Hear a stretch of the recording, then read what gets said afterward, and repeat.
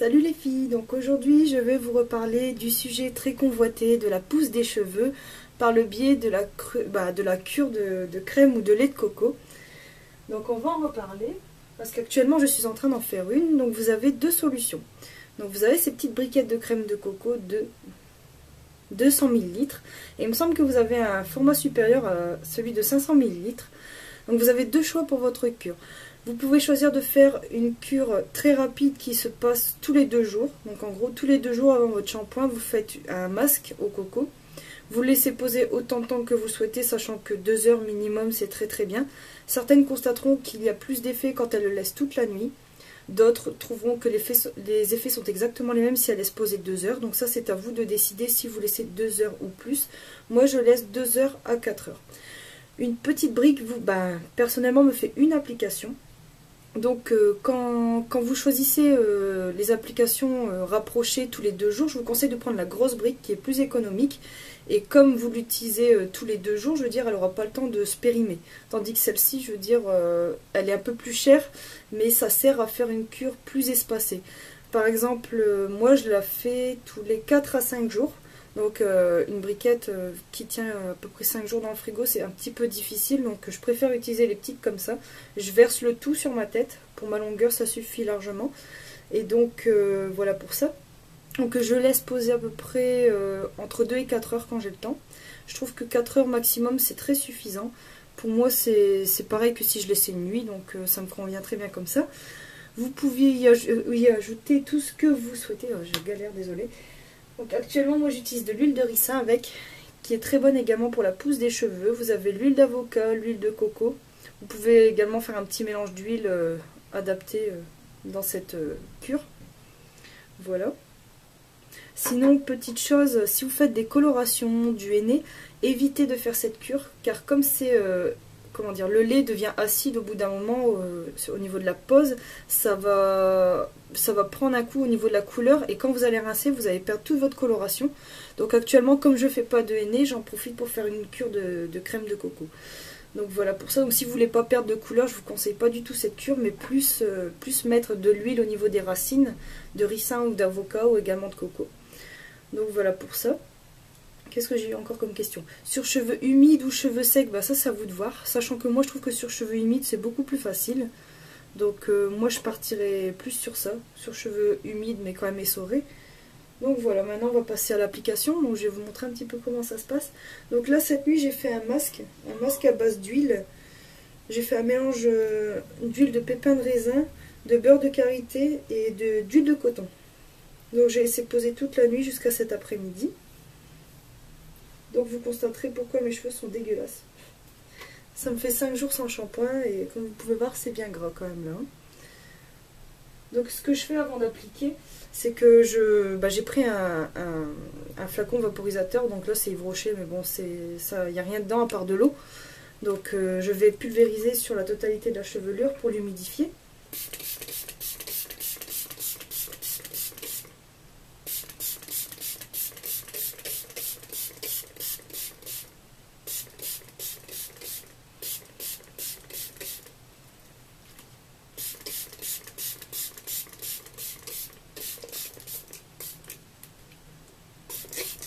Pour la cure, vous pouvez donc faire des masques rapprochés. Donc quand c'est comme ça, vous faites sur 2-3 semaines à peu près, donc tous les 2 jours sur une base de 2-3 semaines. Et si vous faites des masques espacés comme moi, faut faire ça sur à peu près au moins 1 à 2 mois. Je conseillerais même plus 1 mois et demi, 2 mois pour être sûr. Donc là on va passer au niveau de la préparation. Donc vous allez voir, il n'y a rien de plus facile. C'est parti. Voilà. Donc j'ai pris un tupperware vide. Voilà. Qui est réservé à cette utilisation pour le moment. Donc je vais ouvrir ma briquette de crème de coco. Je vais la transvider dedans.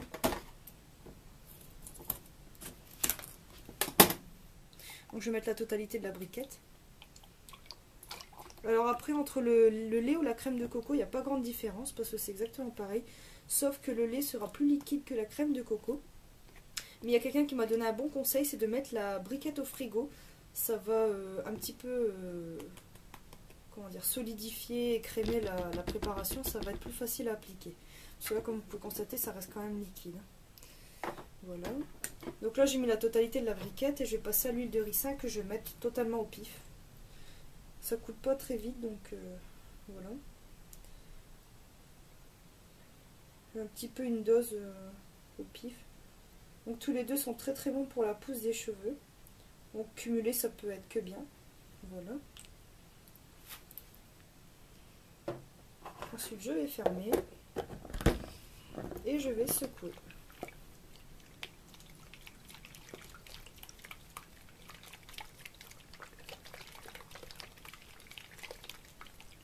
Voilà, donc le tout mélangé, on va passer à l'application. Voilà. C'est parti. Voilà. Je secoue une nouvelle fois. Je l'ouvre.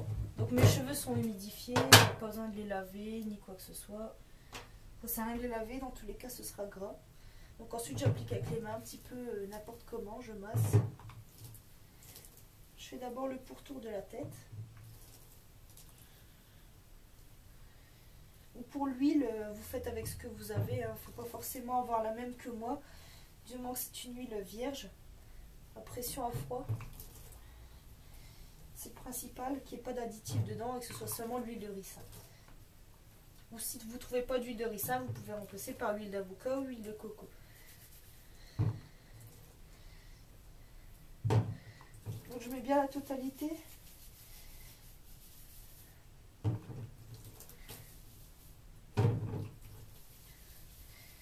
Donc je fais ça avant chaque shampoing. Et au rinçage, il faudra faire 2 bons shampoings pour éliminer le gras du coco et de l'huile. Donc faire 2 bons shampoings et bien insister sur les racines. Terminer avec un après-shampoing si vous souhaitez ou un masque. Et voilà, le tour est joué. Donc là, je vais essayer de laisser poser 3 à 4 heures à peu près pour l'application. Et souvent en fin de cure, je constate à peu près 1 à 2 cm et demi en plus au bout de ma cure. Bon, sur certaines, ça fonctionnera, sur d'autres pas. Ça dépend de tout. Ça dépend des cheveux, ça dépend de l'organisme, ça dépend du taux de pousse ou bien... Dans tous les cas, ça vous fera un soin. Donc si ça ne fonctionne pas, soyez pas déçus parce que dans tous les cas, c'est vraiment un très très bon soin. Les cheveux apprécient en général. Si vous constatez que vos cheveux sont secs, n'hésitez pas à mettre une plus grosse partie d'huile. Ou bien déshydrater, mettre de l'aloe vera dedans ou du miel. Vous faites comme vous voulez, c'est votre préparation. Donc voilà, donc là j'ai mis la totalité de ma préparation. Et je vais faire un petit massage pendant 1 ou 2 minutes au niveau des racines.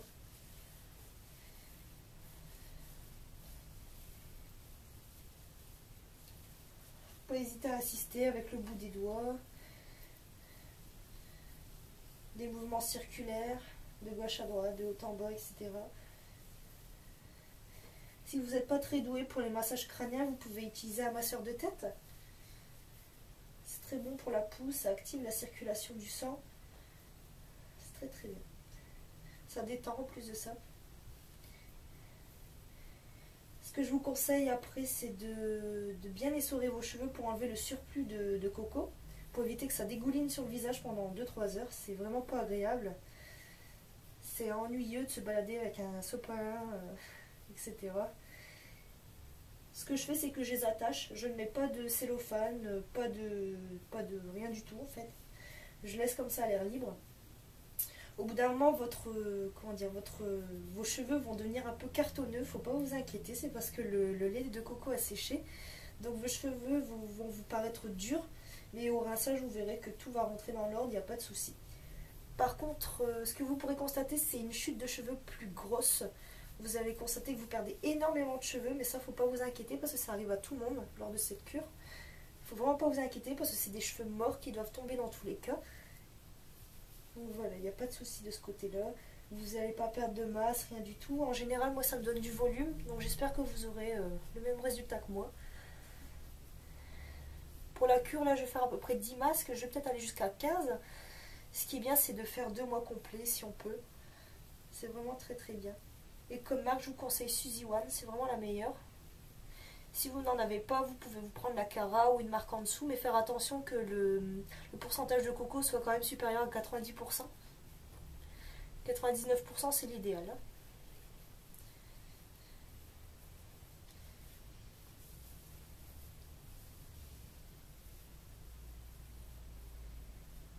Après, c'est à vous de voir si vous laissez toute la nuit, si vous laissez 2 heures, 3 heures, 4 heures, en fonction du temps que vous avez devant vous.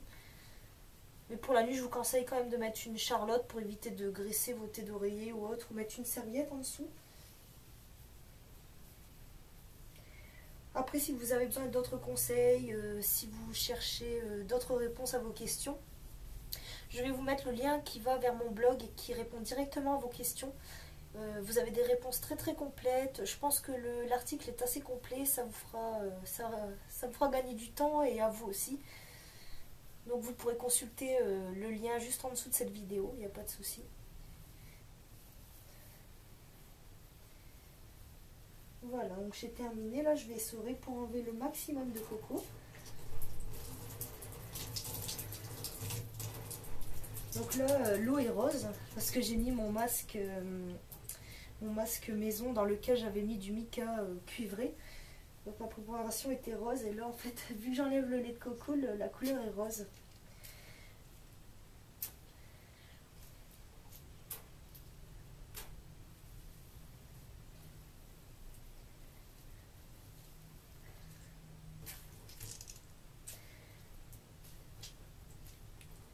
Voilà, donc ça c'est fait.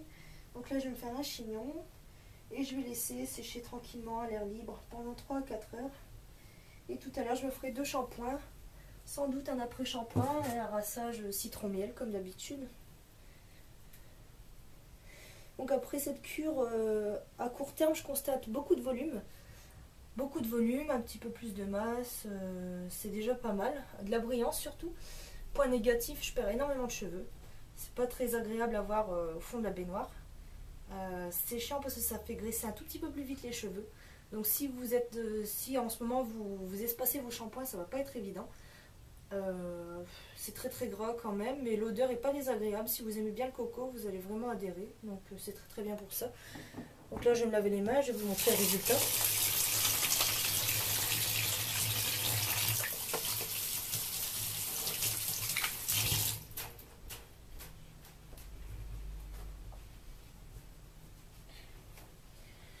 Donc voilà, je vous laisse admirer la couleur rose qui a laissé partir le coco. Voilà. Donc j'ai fait un bain d'huile avant, comme ça je suis sûre que mes longueurs et mes pointes ne seront pas sèches au rinçage, même si c'est pas le cas en général. Mais je sais que ça va leur faire du bien. Donc voilà, nous revoilà ici. Donc voilà, je pense avoir été claire au sujet de la cure de coco.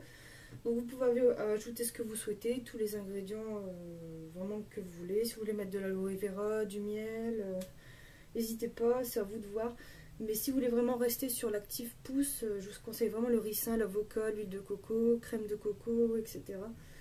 Donc voilà, donc j'espère que cette vidéo vous aura plu. Et je vous dis à bientôt pour une future vidéo. Je ne sais pas encore de quoi, mais ça devrait pas tarder. Je vous remercie, à bientôt.